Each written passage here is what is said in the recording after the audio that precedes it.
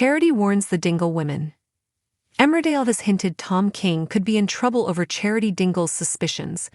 Viewers know that Tom has been coercively controlling and physically abusive to Belle throughout their marriage, culminating in her decision to secretly terminate her pregnancy.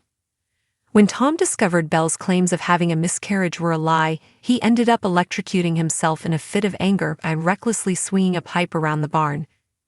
In Friday's June 28 episode on ITV1 and top streaming service ITVX, Belle and Tom were at the cafe for breakfast as Charity, Chas, and Lydia were watching them from afar.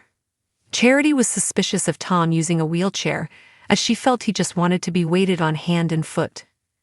Belle got up to check on their order when Charity approached, leading Charity to question whether her relative was trying to avoid her.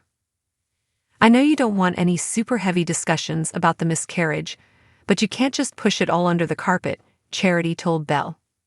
"It's devastating, I know that, but trust me, the worst thing you can do is hold it all in." Charity asked Belle to bring Piper to the pub for a catch-up, but Tom interrupted to say they already had plans with Jimmy and Nicola for dinner later. "There's loads of time before dinner," Charity reminded Tom. Charity offered to help push a frustrated Tom in his wheelchair, which only annoyed him further. Back at home, Tom turned nasty again by ordering Belle to brush her hair to his liking. As Belle prepared to walk Piper, Tom once again staged a situation to make his wife feel guilty by pretending he'd fallen out of his wheelchair. "I'm definitely not going to leave you now," Belle vowed, as Tom smiled behind her back. During their dinner with Jimmy and Nicola, Tom covered for Belle by telling them she'd miscarried rather than had an abortion.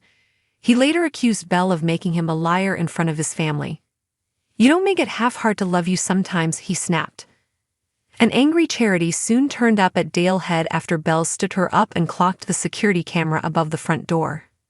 Charity tried to convince Belle it wasn't healthy for her to be holed up in the house all day, but Belle turned down her offer to talk privately. "I never get to see you on your own anymore," Charity pointed out, with an irate Belle shooting back. "Can you just take no for an answer for once?" Later, Charity called Lydia and Chas together in the back room of the pub to share her concerns about Belle.